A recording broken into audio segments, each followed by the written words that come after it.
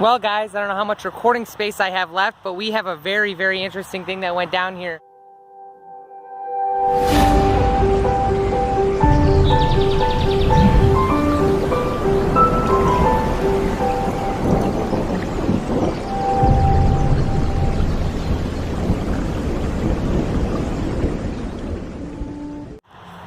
I just was coming back here just for a walk, and there's a little spike buck here, still alive but definitely dying, laying here in the snow in what I assume to be a bed that it made. Now, if you notice, if we look here, I'm trying to keep my distance in case he springs up. Poor thing's still alive. On his leg, he has an open wound. He has a little bit of blood on his ear there, and it's fresh snow from the last couple days, or last couple hours, truthfully. It snowed, during today. So he's been laying in this bed since sometime yesterday. So what I think actually happened is he was fighting with another deer. And, well guys, my phone died while I was recording yesterday. Hopefully it doesn't today. It's a little warmer, so hopefully my phone won't freeze up and die. But anyway, over there's where the deer was, as you saw. I got a stick and I helped pry his head up out of the ground gently, and then he kind of fell into the water. Like, he fell because he couldn't walk on his one back leg. And then I slowly shooed him up out of the water till he was over here, because I didn't want him sitting in the water. Poor thing would have froze to death, right? And then, well, I got him up over here, and I came back here honestly to shoot him because I thought he was gonna die, but I ended up coming back and he was laying right here. And then he jumped up and he moved a little, and he ended up walking over here. And so I thought, well, maybe he'll survive. But as I can see now, unfortunately, he's laying over here, and I assume he's expired. Yeah, the poor fella did pass away.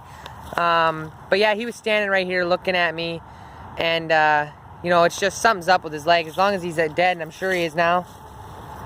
Yeah, poor thing. He's dead now, but if you see here, on his leg, he had a really bad open wound. Look, his fur's actually falling out. So I think it might have actually been here a while now that I'm saying that. Because oh yeah, it smells bad too, and his hair's falling out. So he must have actually had that wound for a while.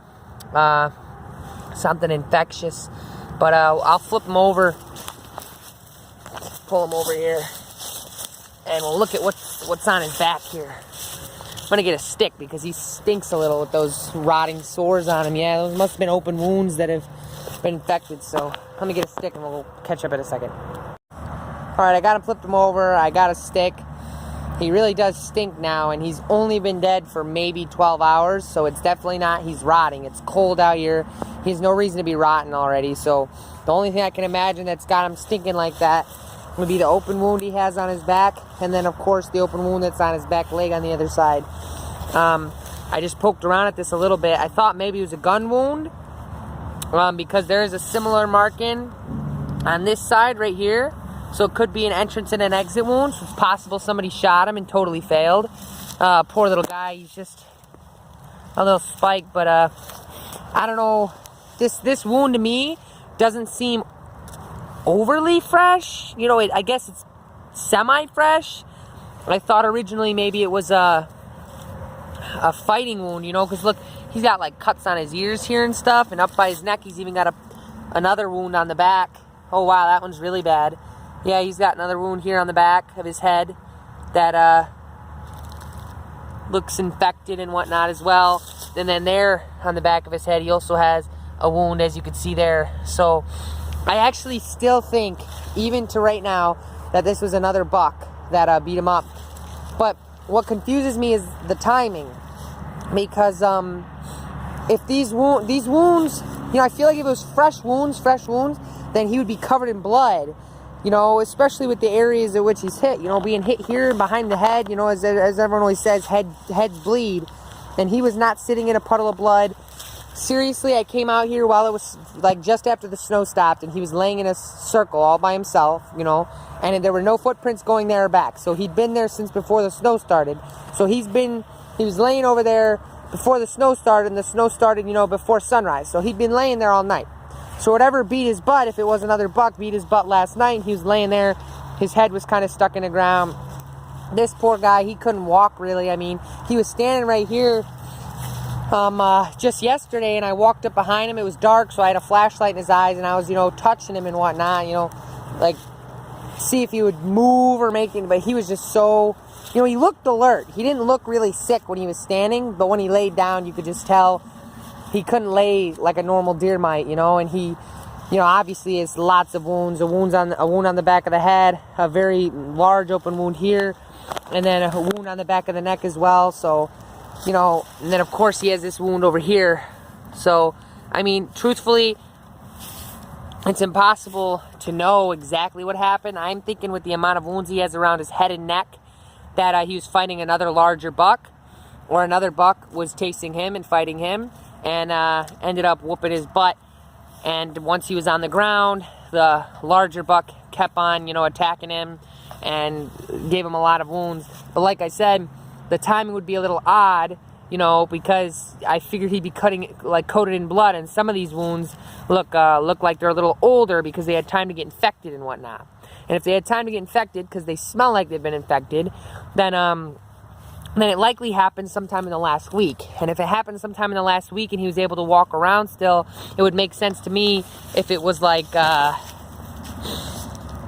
blood infection, or like a blood, it poisoned him essentially. Once he got, the infection got bad enough, he was poisoned, so, by the infection. But yeah, so he's got an open wound on the back of the leg, which actually seems fresher.